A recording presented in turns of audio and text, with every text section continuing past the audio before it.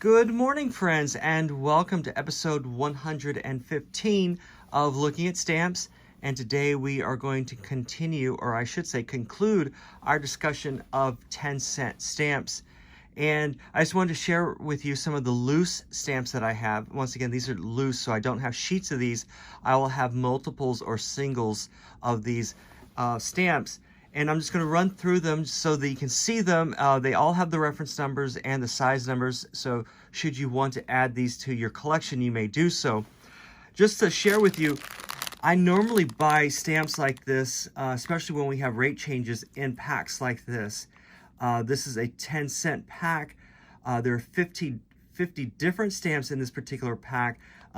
MNH stands for Mint Never Hinged. So these should be perfect stamps for you to use. And then what I do is I will go through them and then designate any that I would like to continue to purchase in larger quantities. And that I do with a little dot on the Post-it note, so as a reference to myself. So here we have, I believe this is the John Tyler stamp. Let me look up that up close.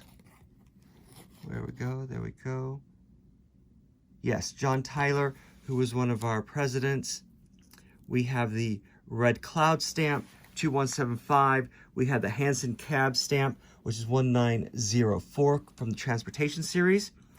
We have the dual flags. This is the 50-star and 13-star flag, 1509. Andrew Jackson, 1286. One of the ones that I will be ordering is this zip code stamp. I thought I had it, but for some reason I don't. It's 1511. It's just a great looking stamp. It's a lot of fun and gets into the history of the zip code. And then we have the Jefferson Memorial 1520. And I start off with the smaller stamps. As you can see, these are all 3/4 by 7/8. So if you need a small stamp, I would pick one of these to add to your collection. We all know that how much space is at a premium when we're dealing with these larger stamps that are forever stamps that are out today. So having a small stamp that you like is a great addition to your collection. So let me move these to the side. The next stamps that we're going to start talking about are the ones that are a 1/2 inch by 1 inch. That's World Peace Through Law stamp, 1576. We have the Collective Bargaining stamp. It's a great red, white, and blue theme stamp, 1558. We have this stamp. This is the horse racing stamp that I'll be adding to my collection, 1528. We have another stamp that I've shown before in the red, white, and blue episode. This is 1525. We have two stamps of the 3 stamps from the Rural America series. I'll be adding more of these because of the train. And we also have this Tent Revival, which is 1505. And the third stamp is an 8-cent stamp that has a cow on it, and that's the one I already have in my collection. Then we have 2 more stamps of people. This is the D.W. Griffith stamp. He is a movie maker. Birth of a Nation, I believe, is his claim to fame, or one of his claim to fames. And then we have the Paul Laurence Dunbar, and this is the same dimensions, but in the vertical orientation, who was an American poet, one of the first African-American poets of note. And so I'll be adding his stamp, and I think this would be a great stamp to add for Black History Month or Black Heritage Month with any of those stamps that are coming out or that have been released. So I think this would be a great stamp collage to add extra 10 cents to those 2 forever stamps that you decide to use for Black History Month or Black Heritage Month.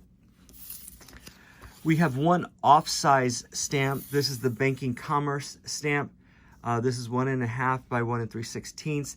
It is a tenant stamp. This is both stamps together.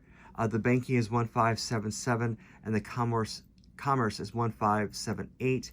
I think that might be reversed, but you can look those up. But those are the 2 numbers for these 2 particular say tenant stamps. A lot of the stamps at this time were issued in 1975, and these were in preparation for the bicentennial There were 113 stamps that were released for the bicentennial over a 6-year period. And so these are just some of them. The first ones we're going to share are the contributors to the cause. This is 1561. This is Haym Salomon, who helped finance the Revolutionary War. And then we have Salem Poor, who was a sailor. This one always reminds me of Pirates of the Caribbean. It just looks like that particular stamp, that particular movie poster. So, but that's that particular stamp. So there we go. Those are the contributors to the cause stamp series. We have this bicentennial series. This is Bunker Hill 1564. This is the Lexington and Concord, which is 1563. We have Benjamin West, who's not a bicentennial stamp, but was that same era. This is 1553. This always cracks me up. He looks rather foppish, so with the hand under the chin, and is he was an artist, so we'll let him to be unique.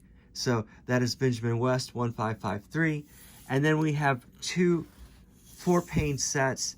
This is the First Continental Congress, another great red, white, and blue theme to add to your collection. This is 1543 and 1546.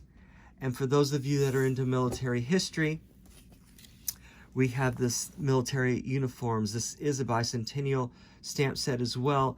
I think I have these reversed. The series is 1565 to 1568. I think this is 1565, 1567, and then, I'm sorry, 1566.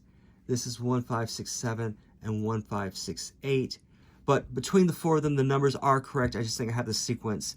This is an offcut that I was received in the package, so that's why they may be out of order, but the numbers are correct.